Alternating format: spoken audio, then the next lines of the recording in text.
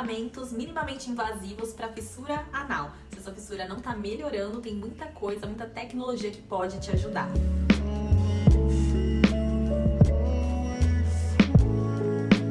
Antes de partir para uma cirurgia, tem muito tratamento em consultório, em casa, que você pode fazer e fugir até mesmo de um procedimento cirúrgico. O mais importante para a gente planejar o seu tratamento é entender a causa da sua fissura.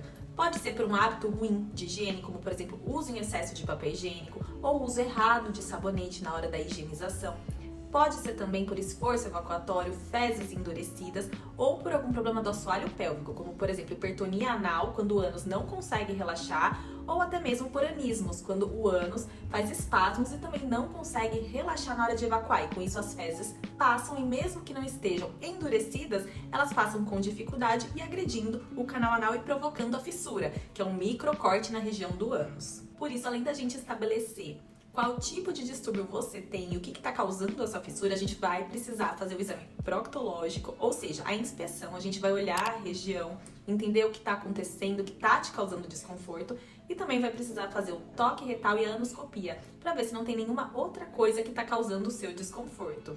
Aí, a gente vai pedir outros exames para avaliar o funcionamento do ânus e do seu intestino, como por exemplo, colonoscopia, exames de imagem como tomografia e ressonância, e também alguns exames de funcionamento do ânus como a manometria anorretal e a defecografia, que são exames que falam se você tem esses distúrbios de relaxamento do ânus. A fissura causa dor, sangramento, desconforto, queimação, coceira, mas na maioria das vezes a gente mudando o hábito, os cuidados com a região do ânus, como por exemplo, cessar o uso do papel higiênico, fazer banho de assento com água morna, utilizar um sabonete neutro líquido de glicerina e com o uso de algumas pomadas específicas, como por exemplo, pomadas à base de bloqueadores de canal de cálcio, como diltiazem ou nifedipino, que relaxam a musculatura do ânus, geralmente são suficientes para você conseguir a cicatrização desse corte, que é a fissura, na região anal. Pacientes que possuem hipertonia anal, que é aquele ânus que não consegue relaxar, ou anismos, quando tem espasmos musculares na região do ânus e também não conseguem fazer um relaxamento para a eliminação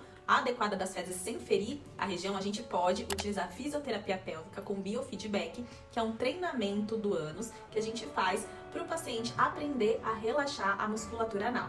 O biofeedback são eletrochoques nessa região que também vão fazer esse estímulo de relaxamento. A gente consegue também para esses pacientes utilizar a aplicação do Botox em consultório e também do laser vermelho e infravermelho de baixa potência. São necessárias algumas sessões desse laser. Esse laser é um laser não ablativo e ele age para cicatrização e alívio da dor. Para os casos mais graves, de fissuras mais profundas, a gente pode utilizar um laser ablativo, ou seja, é um laser que consegue agir de forma mais profunda, porém sem agredir aos tecidos, e também fazendo uma fotobiomodulação. Nesse caso, é o laser de CO2, que a gente faz uma aplicação em consultório para agir nessa região da fissura anal. Quando a gente utiliza o laser de CO2, a depender do caso, principalmente pacientes que têm a hipertonia anal e anismos, a gente pode associar 2 tratamentos ou até mesmo 3 tratamentos, como por exemplo, utilizar o laser de CO2, aplicar o Botox e também utilizar o laser vermelho e infravermelho de baixa potência. Assim o paciente consegue melhores resultados e alívio maior da dor. Os casos mais graves de fissuras mais extensas, mais profundas, com muita fibrose no local, a gente precisa fazer cirurgia em centro cirúrgico com anestesia. Nesses casos, a gente pode fazer uma associação do uso do laser de CO2 e também do Botox anal. Lembrando, gente, que o Botox anal aqui, ele serve para fazer um relaxamento a longo prazo da musculatura do ânus. E com isso, a gente consegue que o ânus consiga relaxar para eliminar as fezes passam sem ferir a região. A gente melhora a vascularização da região anal para que aconteça a cicatrização no pós-operatório. Lembrando que no pós-operatório nós podemos fazer também a aplicação de laser vermelho e infravermelho de baixa potência para fazer uma fotobiomodulação, acelerar a cicatrização e reduzir o desconforto. E por fim, e não menos importante, a gente tem também os exossomas, que são moléculas que a gente pode aplicar em qualquer momento, tanto em consultório como no centro cirúrgico, para reduzir a dor e incentivar a cicatrização, o estímulo de colágeno e elastina nas feridas da fissura.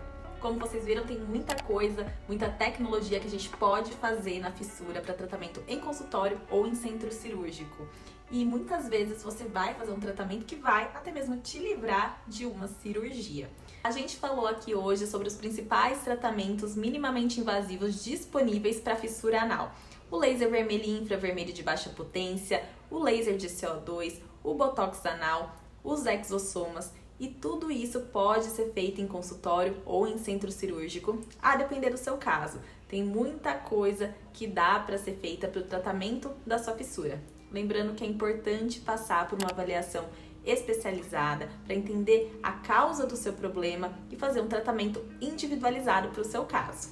Toda quarta-feira tem conteúdo aqui sobre a proctologia.